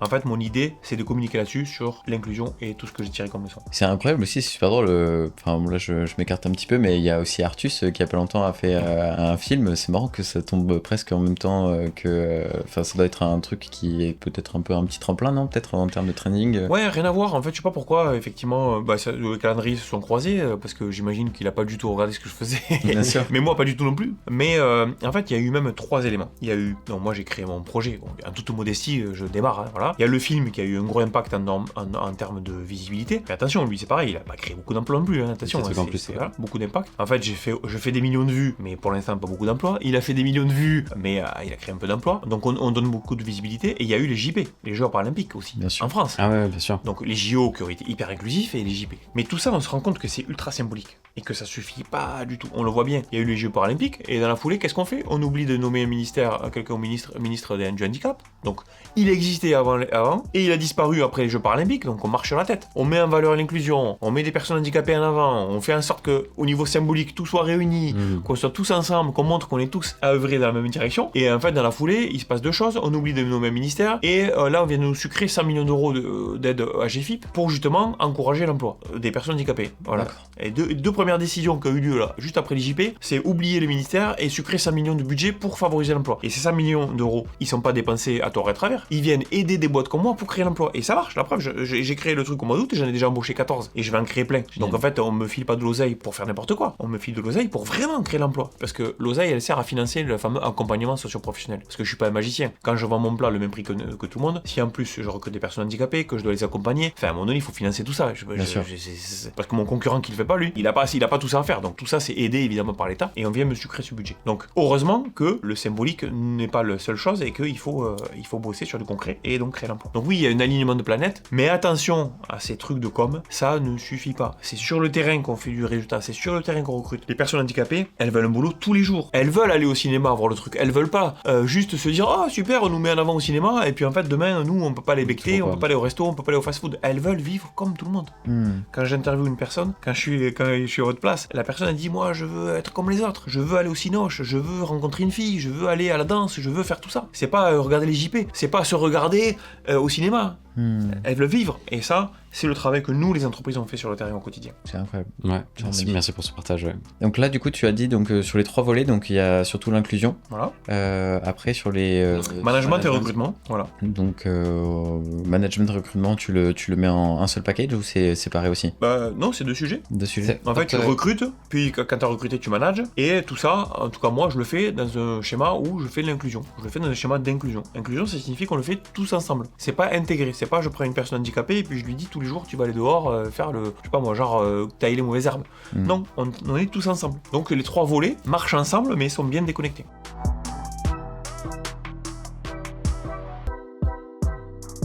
Quand on voit tes posts sur LinkedIn et autres réseaux sociaux, des fois on se dit ah ouais, il parle du management comme s'il vivait au-dessus d'un patron méchant et qui partageait ses expériences. Qu'est-ce que tu peux dire par rapport à cette petite remarque? Aujourd'hui, on doit vendre sa boîte à ses salariés. On doit vendre sa boîte à ses candidats. Autant que eux ont envie de se vendre. Il faut arrêter de croire que c'est que le candidat qui arrive avec la trouille, avec son CV en disant ah, j'espère que je vais être pris. On est dans un marché égalitaire. Les entreprises ont besoin de recruter. Combien d'entreprises aujourd'hui se plaignent de la pénurie du personnel? Beaucoup. Combien de candidats aujourd'hui se plaignent de ne pas trouver un emploi? Beaucoup. Donc on est dans le même bateau. Et donc on doit être à parité là-dessus. Donc le recrutement, ce n'est plus un gars qui arrive à la trouille dans une entreprise. C'est une entreprise qui a la trouille de trouver personne. Et c'est un candidat qui a la trouille de ne pas trouver l'entreprise. Ou alors, personne n'a la trouille. Et c'est une entreprise qui a la motivation et l'envie d'avoir quelqu'un. Et c'est un candidat qui a la motivation et envie de trouver l'entreprise. Ok, on est à égalité. Soit on a tous les deux la trouille, soit on a tous les deux le super banane et super. Mais en tout cas, c'est pas déséquilibré. Donc ce que je veux remettre en place, c'est que le recrutement doit être à la fois bienveillant, côté évidemment candidat, mais côté entreprise. Et qu'il faut un peu casser les codes. Et que quand je vois qu'on prend des directions de l'intelligence artificielle, où on commence à mettre des canevas d'analyse, en fait on va se retrouver dans une situation où on va encore plus déshumaniser le recrutement qui déjà souffre d'une mauvaise réputation, c'est pas moi qui le dis, et de deux, on va encore créer des filtres où c'est toujours les mêmes personnes qui vont être reçues, qui vont passer les canevas et les filtres, et toujours les mêmes personnes qui vont être rejetées. Et donc on se retrouve dans un système qui va être dangereux puisque on va écarter toute une partie de la population, donc on va les exclure. Exclusion égale barré, inclusion. Différence d'inclusion. Donc on est en train d'aggraver la situation. On veut faire de l'inclusion, mais en fait on fait de l'exclusion. Mais c'est marrant parce que aussi il y a un peu cette truc là que tu disais de déshumaniser aussi. Toi en gros c'est ce truc là aussi qui est un peu drivant dans le management, c'est ça que j'ai bien aimé. C'est que on a beau faire de l'argent, on a beau tout automatiser etc. En fait à force de déshumaniser, c'est là où en fait il y a énormément de choses en fait qui sont exclues. C'est super intéressant en tout cas comme savoir son point de vue, ouais, carrément. Ouais. Donc du coup le recrutement pour moi, tu passes une annonce, tu reçois des CV, alors il y en a qui me disent ouais mais tu peux pas le faire si t'en reçois 1000 ou quoi, tu vas pas recevoir 1000 candidats, tu prends les 3 premiers, les 4 premiers, tu fais des rendez-vous et puis dès qu'il y en a un qui est bon, tu le prends quoi, fait que pourquoi on a besoin d'analyser 1000 CV? Si tu passes une annonce, si t'as 1000 CV, déjà c'est que ton annonce elle est mal fichue, c'est que t'as pas mis le salaire, t'as pas mis il y a des trucs que t'as manqué. Bien sûr. On est en pénurie, tu dis que t'as 1000 CV, donc du coup t'es pas en pénurie. Donc ça, rencontre les personnes, découvre-les, il y a un projet et derrière tu fais ça. Le deuxième volet que tu disais c'est le management, alors du coup ça vient après, puisqu'une fois que t'as recruter la personne, c'est le management. Bien sûr. Et donc tu dis oui, on dirait l'impression que tu présentes les choses comme si tu étais sous le joug d'un patron toxique ou je sais pas quoi. Encore une fois, il faut vendre sa boîte à ses collaborateurs. Et si tu veux vendre ta boîte à tes collaborateurs, il faut que tu leur dises venez dans une entreprise où moi, je suis pour un management sain, vertueux. Et donc, je parle pas comme un salarié qui est sous le joug d'un manager toxique. Je parle comme un entrepreneur, un chef d'entreprise, qui dit à mes salariés, qui dit à mes managers, moi je veux cultiver une ambiance saine. Et je critique l'ambiance toxique. Je ne veux pas ça dans mon entreprise. Parce que ça finit par me tomber dessus.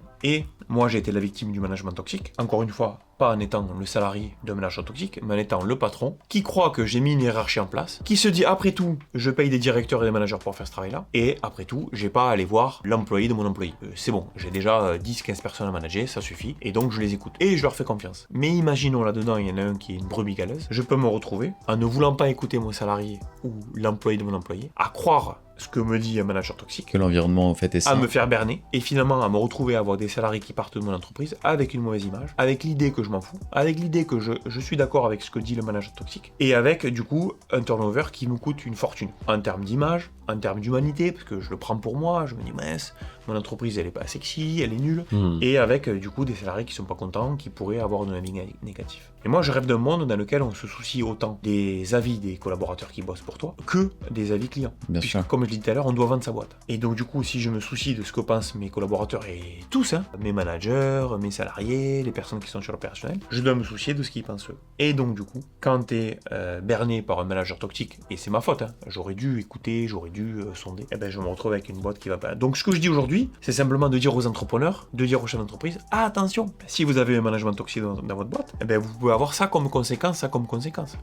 Moi, c'est pas critiquer pour critiquer. Moi, un manager toxique, le pauvre, c'est soit deux choses. Soit parce qu'il est mauvais, au sens, c'est une mauvaise personne, et franchement, je le changerai pas, donc pour moi, c'est difficile, je lui dis. Soit, en fait, il a été promu par erreur, parce qu'il était bon commercial, on l'a mis directeur commercial. Mais en fait, directeur commercial, c'est plus d'être un bon vendeur, c'est de manager des gens. Et pour manager des gens, il faut avoir des techniques, il faut avoir des valeurs, faut aimer les gens, faut aimer faire ça, faut avoir la l'empathie, faut arriver à les comprendre. Et c'est différent que de vendre à son client.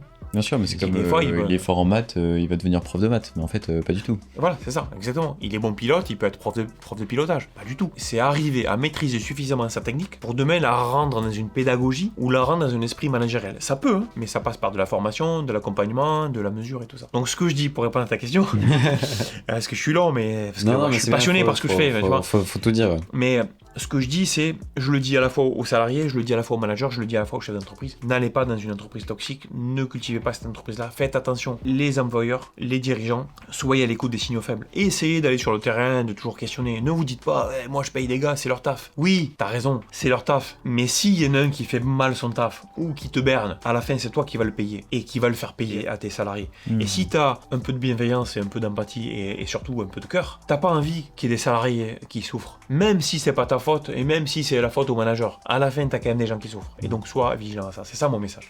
Pour toi, c'est le directeur est responsable malgré tout de tout ce qui se passe. À la fin oui. Et même si t'as un cœur de pierre, vois-le sous l'angle économique. Tu vois, même si tu le vois pas sous l'angle humain, vois-le sous l'angle économique. Parce qu'à la fin, ça va te coûter une fortune en turnover, ça va te coûter en image, ça va te coûter en tout ça. Donc moi je dis aux gens, faites-le parce qu'on a envie d'être dans une ambiance, on a envie d'avoir une entreprise où il y a de l'humanité. Enfin, moi j'en connais pas qui me disent ouais moi je m'en fous, bon. Mais à la limite, même si c'est ça, même si t'en as rien à fiche, que toi ce que tu vois c'est que le pognon, et ben même pour ces raisons-là, évite d'être dans un management toxique parce que de toute façon ça va te retomber dessus. Turnover, recrutement, payer des cabinets, etc. Ça va te coûter. Reformer, tout ça. Voilà.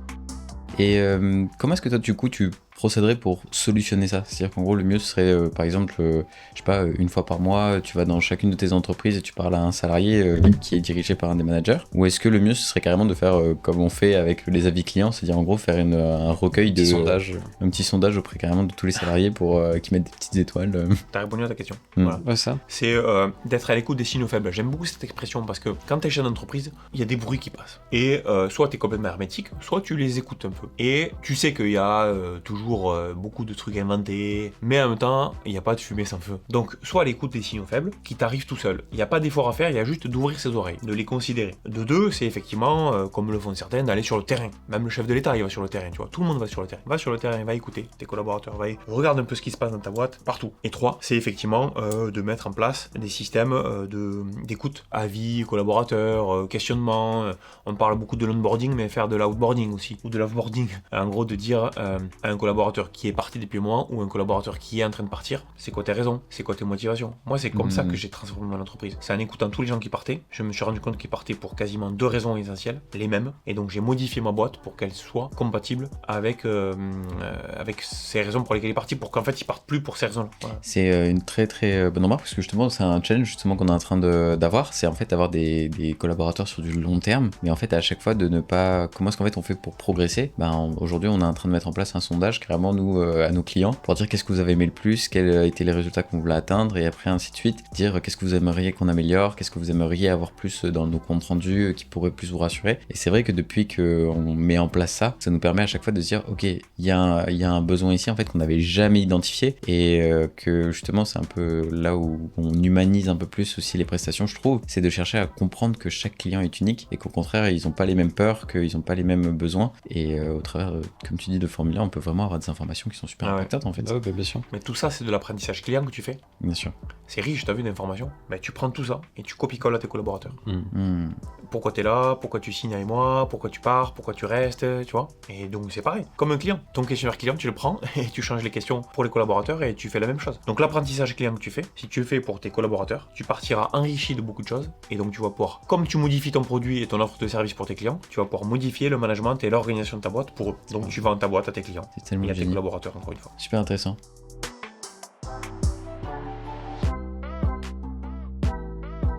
Beaucoup d'entrepreneurs disent que le succès se construit sur des échecs. Quel a été votre plus grand échec et qu'est-ce qui t'a appris ? Mon plus gros échec, je l'ai vécu en 2021. C'est à la deuxième partie du Covid. Okay. Le Covid, c'est 2020. Dans l'Hérault, faut savoir qu'en 2020, franchement, on n'était pas malade. On se posait la question, on spéculait en disant oui, je l'ai eu, je l'ai pas eu. La réalité, c'est que en 2020, on nous a fermé la boîte, alors que franchement, on n'était pas malade du tout. Et en 2021, on nous a dit c'est bon, vous pouvez réouvrir. Rappelez-vous, c'était en juillet 2021, alors que là, on était tous malades dans l'Hérault. Et mon plus gros échec, c'est d'avoir eu à gérer une entreprise dans laquelle on m'a dit réouvre, c'est bon, mais avec personne dans l'entreprise. Et là, je l'ai très mal vécu, j'ai souffert. Il y a des moments où, pour envoyer un message fort, j'avais envie de me foutre en l'air sur le platane en voiture en me disant au moins là, les gens comprendront qu'en fait je peux plus, j'y arrive plus quoi. Et le pire de ça, c'est que tu vois, tout le monde te dit, alors les coachs, les solopreneurs, et c'est la mode sur les réseaux sociaux de te dire qu'on grandit ses échecs, on grandit ses erreurs et que c'est les meilleurs enseignements. Et moi, je suis pas d'accord avec ça du tout parce que je préfère avoir une recette qui marche, et je dis recette dans le sens cuisine aussi. Hein. Si je sais faire une bonne recette, je préfère la dupliquer qu'avoir 10 recettes qui marchent pas. Donc excuse-moi, mais 10 échecs de recettes, ça m'apprend pas plus qu'une recette qui marche. Et là, le Covid, pour moi, et cet échec-là, il est terrible parce que j'ai rien appris. J'ai vécu l'enfer, j'ai morflé, j'avais envie de me foutre en l'air, mais j'ai rien appris. J'ai juste appris qu'il y avait un gars qui était capable un jour de te dire c'est bon, ouvre ta boîte,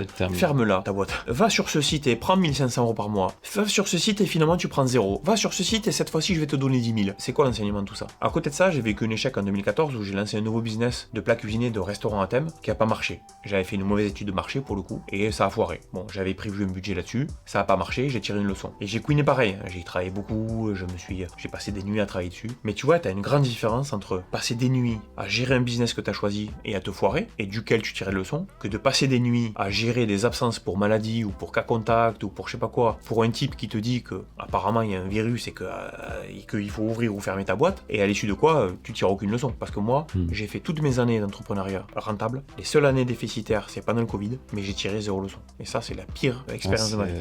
Qu'est-ce que, par rapport à justement cet échec-là, aujourd'hui, qu'est-ce que t'en penses de ça? Et surtout, moi, ce que j'aimerais savoir, c'est qu'est-ce que tu te dirais à toi, à ton toi, de 2020, en fait, au moment où ça commence à chuter, à avoir des spéculations. Qu'est-ce que là, aujourd'hui, tu te dirais à ton toi avant qu'il ait ces idées éventuellement de se foutre en l'air? Tu sais quoi, je remonterai encore même plus tôt. Et moi, j'ai construit ma carrière en me disant, je construis très tôt mon entreprise, je construis très tôt mon bâtiment, je fais un crédit sur 15 ans, ce qui fait qu'à 40 ans, mon crédit est terminé et j'aurai déjà une espèce de pré-retraite ou en tout cas un revenu passif. Mais en 2020, il y a un événement qui s'est passé et je devais avoir quasiment terminé mon crédit, qui fait que j'ai dû refaire des crédits, redécaler mes prêts, et j'ai pas du tout eu la promesse que je m'étais faite il y a quelques années. Mais pas pour des erreurs que j'ai faites, mais pour un truc qui m'a dépassé, qui est arrivé, qui était imprévu. Et donc j'aurais, je pense, pendant ces années-là, davantage croqué et pas attendu la fameuse arrivée de ma rente, quoi, tu vois.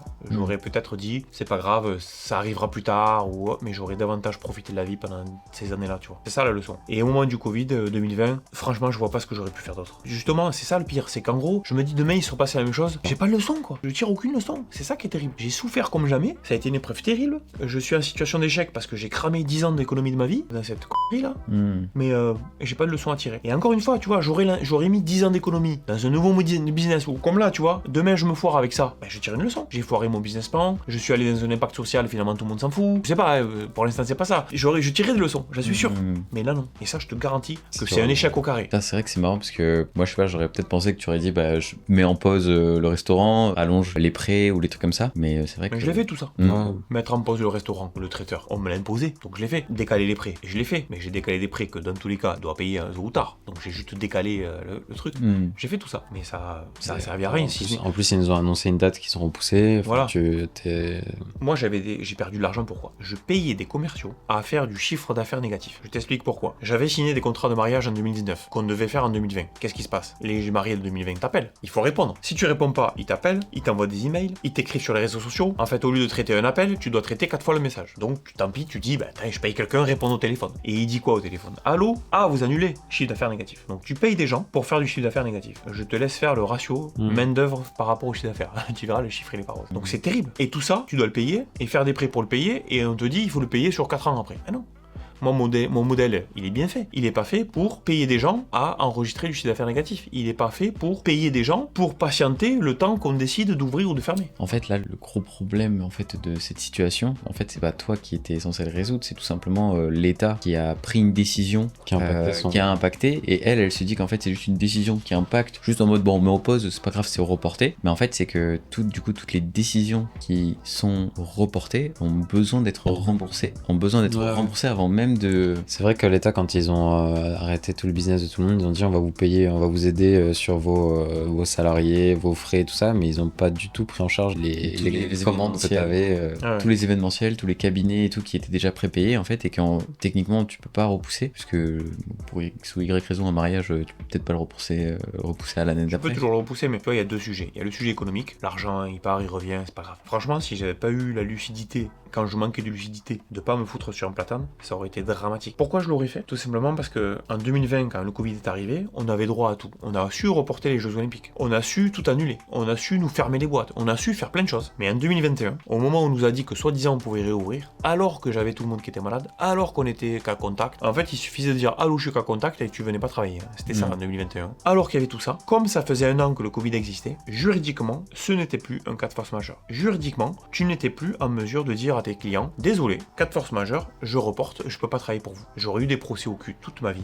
pendant des années, et donc j'étais obligé d'honorer mes contrats. Et c'est là où j'ai mal été aidé. Économiquement, je perds des ronds, c'est pas grave. Mais là où on m'a lâché, c'est que l'État ne m'a pas donné la possibilité de dire, comme moi je vous ai fait l'année passée, de tout reporter, d'ouvrir, de fermer, je vous laisse la possibilité de faire ça, je vous laisse une fenêtre pour dire à vos clients, je me mets en pause, j'ai un cluster dans mon entreprise, donc pendant par exemple 15 jours je ferme. Et j'ai le droit de faire ça, et je suis protégé juridiquement. Ils m'ont pas donné un bouclier de protection. Et en me privant de ce bouclier de protection, ils ont failli me conduire à faire un truc dramatique. Et à la limite, c'est sur ça que je leur en veux, plus que le pognon. Le pognon, je m'en fous, ça part, ça revient. C'est sur le fait de pas m'avoir aidé juridiquement à dire, si jamais vous rencontrez des difficultés pour opérer, et que vous pouvez pas renégocier vos contrats ou je sais pas quoi, attendez les gars, on va pas se foutre en l'air pour des conneries comme ça. C'est ça le pire. Moi, c'est marrant que tu dis ça parce que j'avais rencontré un peu ce cas inverse où j'avais réservé pour un anniversaire un escape game. On était censé être, on était 5-6 je crois, et j'avais du coup avancé les frais et je l'appelle et je dis mais en fait mon pote vient d'avoir le Covid, du coup on va pas pouvoir venir parce que c'est ce que le médecin nous dit, il nous force à faire, et on était tous cas contact et il dit ok je vous fais juste un bon d'achat mais du quart parce que ça a payé du coup les gens qui étaient venus sur place, etc. Et pareil en fait c'est vrai que c'est assez bizarre à dire mais en fait on s'est retrouvés, nous on est en mode bon. En plus, le pire avec mon copain qui était un peu malade, on était en mode c'est pas grave, on te portera parce qu'il était vraiment pas bien. Mais il avait même pas la force en fait d'y aller alors que c'était son anniversaire. Juridiquement, on ne savait pas comment ça marchait, mais t'aurais été dans ton droit que de demander un remboursement. Oui, bien sûr. Mais bon, ça, c'est un fait, montant unitaire qui est trop petit pour aller faire une procédure. Oui, Nous, on est sur des dossiers où quand le mec il te claque 30 000 balles, il a le moyen d'aller te mettre au tribunal, même s'il claque 4 000 euros. Oui, parce que l'avocat il a son petit billet, voilà. Complètement. Et toi, pour 100 balles ou je sais pas quoi, tu vas pas aller, c'est clair. Tu vas pas aller faire un procès. Mais juridiquement, effectivement, C'était côté compliqué. consommateur, vous étiez protégé, ce qui est très bien. Mais côté prestataire, il aurait fallu aussi protéger en disant, attendez, si la boîte est un cluster, on ferme la boîte, on a le droit. Quoi. Tu te rends compte qu'ils mettent même en danger les gens, parce que soi-disant, parce que tu vois, c'est là où on est schizophrène. Bah oui. On dit que c'est dangereux, que si, que là, le reste et tout. Mais qui... Ok, donc du coup, je peux fermer ma boîte alors. Eh non, parce que c'est plus un capteur. En gros, le Ouais, cluster aurait pu continuer à l'infini. Non, mais Ouais. Ouais, d'accord. C'est trop intéressant.